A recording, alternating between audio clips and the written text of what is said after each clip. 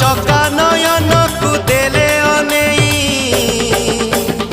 आसे लुहा घनेई तोर कड़ा बदन को देले अनेई आसे लुहा घनेई